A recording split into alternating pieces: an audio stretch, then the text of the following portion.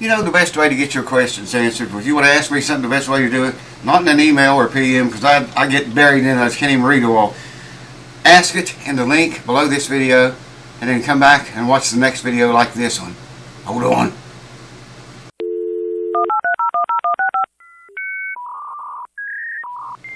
Alright folks, welcome back. How you doing? My name's Randy, for those that don't know it. You probably, most of you been here long enough to figure that out by the channel name. I'm going to put a link under this video, and it will take you to my community. And I'll try to link you right to the thread, ask your questions here. I'll try to make, I didn't used to be able to make a link right to the threads, individual threads. Maybe I can do it now, I don't know. If I can, I will. But if not, I'll put you a link down here to my community, and scroll down over, I don't know, scroll down over, I don't know what it is, 4, maybe 5 posts, and you'll see a post called Ask Your Questions Here. Alright? A lot better chances you'll get your question answered here if I know the answer to it. Alright, let's get right to it. I think I'm in order here. I'm going to start with the oldest ones. This was a month ago, and it's from Daddy Rat. He says, got an old early 70s Harmony acoustic with broken truss rod and needing a neck reset. Does old Harmony acoustics have a truss rod? I've never seen one that did. What should I do first? Remove the fretboard, replace the truss rod, glue the fretboard back on, and then straighten the neck, then remove the neck to fix the neck angle, or remove the neck first and change the truss rod? I don't think it's got a truss rod in it, man. I don't know if I ever seen a Harmony that had a truss rod. They have a, usually most of them have a, like they're steel reinforced. There's no adjustment on them. You can get bend them a little bit if you're lucky without breaking the wood. But you could replace that with the truss rod. In fact, you know, if the guitar really meant something to you, that's what I do. I just buy a new 2-way truss rod. You may have to do some routing in the, you know, take the fretboard off, route the channel out in there to fit, or, you know, maybe the truss rod you buy will fit in there. Who knows? But I don't know, man. I've never seen one with an adjustable truss rod in it. They all have, the ones I've seen, and I've seen a lot of them, have that steel reinforced bar, I guess that's what you call it, inside. I think I would try straightening the neck before I tried resetting the neck. Resetting the neck, it was very bad. Just try to straighten it first. You can use I use heat, wrap a towel up, get a towel, you know, damp, and wrap it around the neck, and then I use a heat lamp and hang it up over the fretboard or the back. You go turn it over every 24 hours. Under clamps, clamp it in a position that you want to bend, you know, assuming you don't put a truss rod in it. This can take days to weeks to months even, and sometimes it won't happen. But I've been pretty successful doing that. But like I say, sometimes there's no way you can do it. Adjust your heat, you know, so you don't burn everything up. The towel wrapped around it will help keep it humidified so the heat doesn't dry it out. I hope that helps, man. That's all I can think of. Finally found this sucker, Steve Adams says. Finally found this sucker. He's talking about this thread, the thread where you ask your questions. Watched you open up some different packages of grain and yeast. You making beer or moonshine? I almost didn't open that package. I'll tell you what, Steve. I'll let you decide. What's that look like? Whew! The boogity bob. And that's all I'm going to say about that. Alright. Maybe I'll start making videos about that sometime. People do it all the time, man. I don't know if they get monetized or not, but man, I just lost my place. Wow. Everything goes to hell in a pinch when it goes, doesn't it? Hold on. I got to set the new ones first again. Okay, that question was from Steve Adams. The next one looks like it's from David Heed. Hope I'm pronouncing that right. Hyde or Heed. Hey Randy, help in caps. How do I convince someone to take me on as an apprentice? I've been working professional all my life, managing restaurants, and it's time for a change. I love music and have a passion for guitar, although an extremely novice player. I want to learn craft/trade so I can do something that brings me joy as I sail off into my golden years. Buddy, I'm sailing off into mine too, and feeling every year of it. Sail off into my golden years. Seems not many people are willing to invest time helping someone learn. I think they're afraid of creating competition for their business. I've offered work for free, doing anything that needs done in order to learn, but no one seems interested. How did you learn? Who taught you? Do you recommend luthier school, or should I continue my search for a mentor? Thanks so much for any insights you can provide. Dave. P.S. Love the channel. Well, thank you so much, Dave. Let me find your, I love you guys that watch the channel. That's another thing, Google, and I'm not going to go there, not on this video. At least not right now. Maybe get to it a little bit. Alright, you know, the big reason I think a lot of luthiers don't want to take on people like that and teach them and train them, I think is one reason they don't do it is because they feel that they are solely responsible for that instrument or whatever instrument they're working on. You know, least little thing could happen and go wrong, and you know, the luthier's responsible, not the person learning. I think that's one reason why.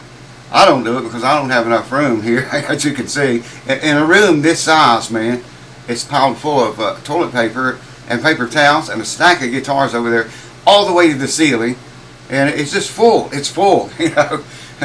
Anyways, to get to your questions, how did I learn? Who taught you? Many years ago, when I played banjo as a kid, you know, I played all the time, man. I literally played all of the time. And when one of my banjos needed work, my dad and me would take it to, we'd find out some luthier, whoever, wherever. Sometimes we have to drive 200 miles to find one, you know, a good one.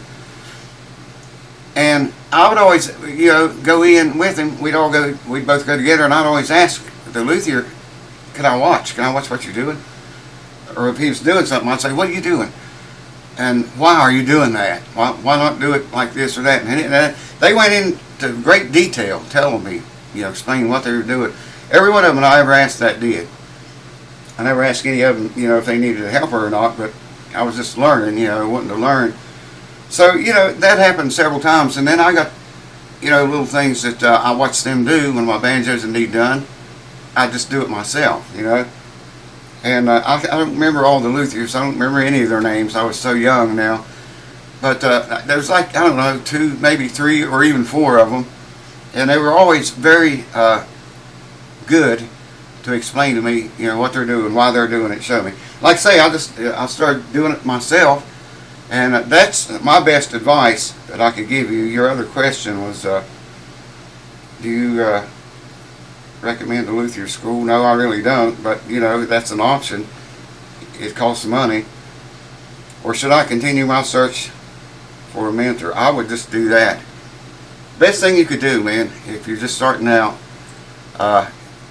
you know, go to a music store, buy up the cheapest, junkiest crap instruments they have there, and take them home and start working on them, trying to fix them. You know, don't pay an arm and leg for them. They may have some old busted guitars and stuff around there that they'd give you even, and it'd be, you know, it's perfect to start on. I hope that didn't, yeah, it's still there, I think. No, it's not. Oh God, lost it again. Sorry about that. We all know, I'm sure, how touchy one of these little bastards are. And when you're blind, man, lots of things can go wrong. Anyways, David, look at what your name was. That's what I would do, man. And you know, if you know any luthiers around, just drop in, get to know them, talk to them. Maybe they'll show you some things. Even if they won't let you help them, maybe they'll show you and tell you some hints and, you know, a few things that you might not already know. And like I say, pick up some old instruments, trade for them, go around music stores and buy them, and just start trying to repair them yourself. And before you know it, watch out, that can turn into a real beast. Alright, I'm drying up, guys. This is from Michelle, I think you pronounce that Michelle Porter. We're replacing a Richlite fretboard on my Martin MMV, make it brighter and not a dud as it now sounds. Actually, replacing the Richlite probably is going to make it bassier. Richlite's got a tendency to be bright, you know. If you say you've got a dud sound now, it's probably to your ear, it's probably going to be more of a dud sound with a wooden fretboard. Something that would change the sound of that guitar even more, they have a Richlite bridge on them. If you really wanted to experiment, take the bridge off. I got all kind of videos showing you how to do that, and take fretboards off for that other question. Just search for that, you'll find it. It's here on the channel somewhere in all these thousands, hundreds of videos I make. I would try, you know, if you really wanted to experiment and change the sound the most, I would think it would change it more if you replace the Richlite bridge with a rosewood bridge.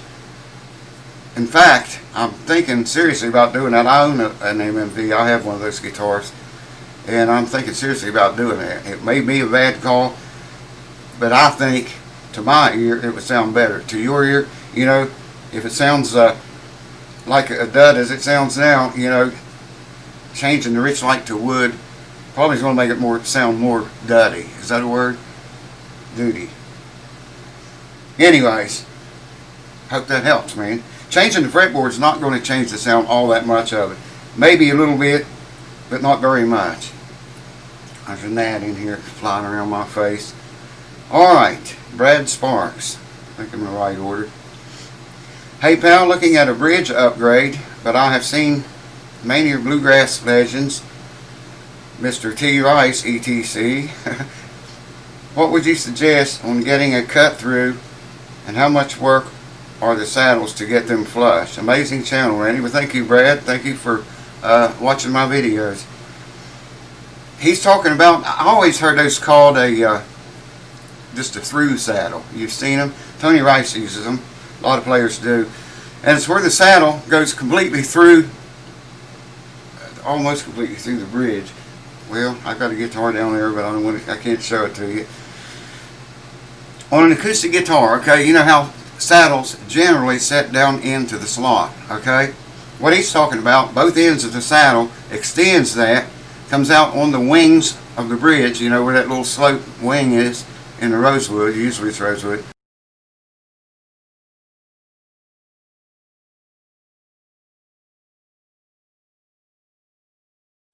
And you have to round your saddle off because it sticks out so far. It's a big long saddle, well, wide or long, however you look at it. And you got to, where it sticks out over the wings of the bridge, you got to sand that off. It's a good bit of work, actually. And unless your bridge already is slotted clear through for that, then you have to route that out and know what your depth is, you know, to get your string height. It's got to be routed all the way from one end to the other. So it's a pretty good job to do it, but that's another thing I've been thinking about doing my Martin Tominsky guitar that way. It just gives you a little bit bigger, broader area for the vibration of the strings to go into the top. That's what it does. Who knows if it makes that much difference? I guess people think it do, because a lot of people do it.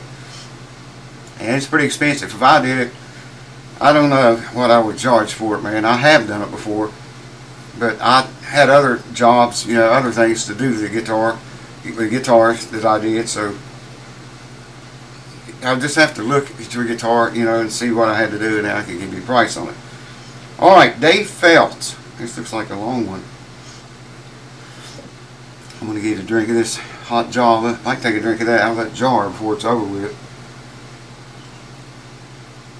I'm hoarse, man. I've been out in the wind today too much. Alright, Dave Feltz says, Randy, I have a unique problem. My father had a 50s Gibson J45 in 1974. Just guitar went through a tornado. It was in a camper beside our house during the storm. The whole camper was destroyed, and then guitar survived with only one crack in the back of it. Because of this crack, my dad decided to refinish it, so he stripped it down and took the sunburst finish off, making it blonde.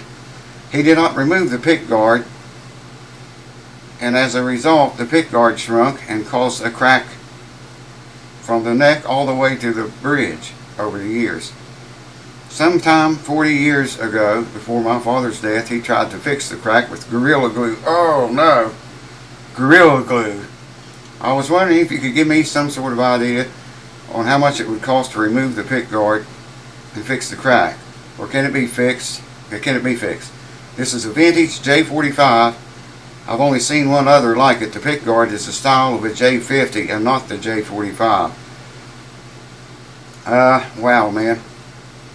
If he used Gorilla Glue on that, that'd be tough. That stuff is so hard to work with on wood. I don't know what, I might just cut the complete area of glue out, cut it out, and then put a strip in there and use wood glue. Try to match it up as best you can, and I'll definitely get that pickguard off before they just keep shrinking when they start like that over the years. It'll do more damage if you don't get it off there. Put a new one on it, or not have one at all on it. I'd suggest though getting some finish something on that guitar to protect it, you know, or what's the humidification in the room around it, very close. The only other way to get that glue off would just be sand it away, man. I mean, you can't do anything with Gorilla Glue. Really, it should never have been used on that, but he probably didn't know. Alright, here's a question from C Daddy H. Found it, LOL. What is the cost of having a new Martin D12 set up? A brand new Martin D12 setup. Well, it's hard to give a price on something without seeing it, you know, looking at it. Probably, for me, probably around $350, roughly. Yeah, it might be a little bit less than that, might be a little bit more than that. I know you think that's high, but when somebody brings me a guitar and just say, here, set this up, you know, I explain to them what all I do in an entire setup. I level the frets, I crown the frets, polish the frets to a mirror-like image. The setup includes checking your nut slots, setting your nut height, setting your neck relief, setting your string action, and setting intonation as closely as I can get it. That also includes a new set of strings if I have the set here that you like. If not, you got to provide the strings. Basically though, that's a lot of work. I mean, you know, doing the frets alone, I've got videos on it where I cut the videos short because it takes so long. I know some of you guys that's done frets, do frets, knows how long it takes, how time consuming that is. So roughly $350 is what I'll charge for a setup, assuming I don't run into any problems. And if everything goes really slick, you know, it wouldn't be that much. Alright. Scott Johnston. Oh, I gotta read more here. Okay. I worked on the guitar, Scott says, I worked on the guitars for 10 years in my youth. Impressed everyone from high school musical teacher when I fixed a broken headstock to the restoration of a 1960s Gibson Firebird, another broken headstock. Boy, don't you get a lot of those, man? I do. I get a bunch of them. And usually it's always Gibson. Which other professionals declined to attempt, he says. But the subtle improvement I never tried in thinning the neck. I know the multiple way A can do this, yet the truss rod lies beneath the surface. It's a Fender Stratocaster and the neck feels like grabbing a guitar with a metal wrist brace. So I have 3 T's questions. How can I find specs to measure how far much I could shave off? Well, them comes in usually 3 different profiles. You have like a C profile and a V profile and a U profile. And you know, a lot of times by the time they work that down, those can be different distances to the truss rod you're talking about. He asked, is there a way to feel when I'm reaching the point of no return? Do you think I should just wing it? I'll tell you, you got to really use your head on that, man. You know, if you got the neck off, you know the truss rod is just underneath the fretboard, just underneath that, okay? So you've got to kind of use your head and look, you know, how much you can see. You can pretty much judge about how much room you have to remove wood from the back of the neck to make it, you know, form whatever profile you like. I used to sit years ago when I didn't have many tools and was learning this stuff, and I would, you know, set the profiles in my necks to suit me with a piece of glass. I used an old piece, just broken glass, as a scraper, you know what I mean? And sit there for hours with that neck and just scraping little rows of glass off until I got it to feel right. I told somebody that one time, they laughed. Couldn't believe I did that, but yeah, I did, man. I did it a number of years, actually, over a lot of years and a lot of instruments.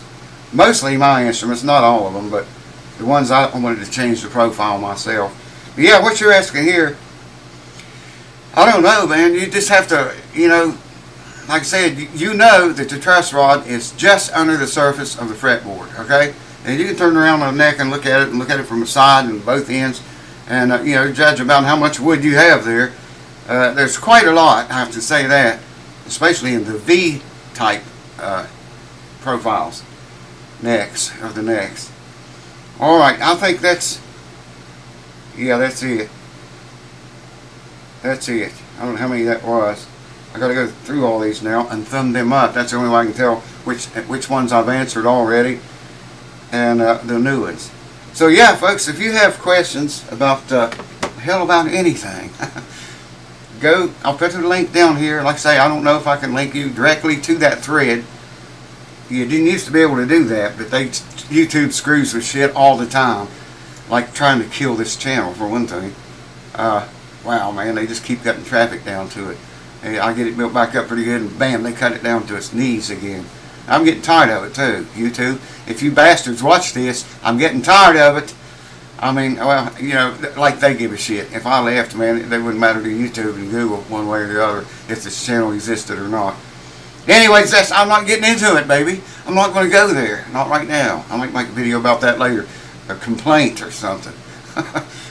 Anyways, I'm saying, if I can put you a direct link to that thread, I'll do that. And if not, I'll just link you to my community, and you can go there and scroll down about, I don't know, 4 or 5 posts, and you'll see a thread that says ask your questions here. Ask your questions there. If you have any questions, I'll do my best to answer them. And they're not always about guitars. I mean, like I wanted to know about this. Boy, that's clear, isn't it? Wow, looks like water. I assure you it's not. There's nobody around that could drink that much water. Well, I mean, not in any short time period, I don't think. Well, yeah, maybe there's one. Anyways, ask your questions there. Watch for a new video on this, and we'll do it again. Thank you guys who participated, and ladies, everybody that asked your questions, thank you for doing that. Thank all the new subscribers. I'm going to thank you guys, man. You're making big waves in the water. I mean, wow. I don't know where you come from. I mean, YouTube's killing the damn channel, and no traffic coming to it. They don't impress my videos in the feed hardly ever anymore. And look on there, man, and get like 100 and some new subscribers in a day. Keep doing it. I'm not complaining. I dig it, man. Keep doing that. It's, you know, makes up for YouTube shit that they're doing. I'm not going to go there. Cheers. Thank you guys for watching. Thank you for performing. Thank the old subscribers as well. And thank the Patreon patrons as well. I love all of you guys, and I appreciate your support. And I'll see you pretty soon again on another guitar fix. I don't know what it'll be. It depends on what they'll allow me to show you, but we'll get into something. Cheers. Thanks for watching. By the way, this right here is 110 proof. 110 proof. This came out 160 proof off the worm, and had to water it down, man.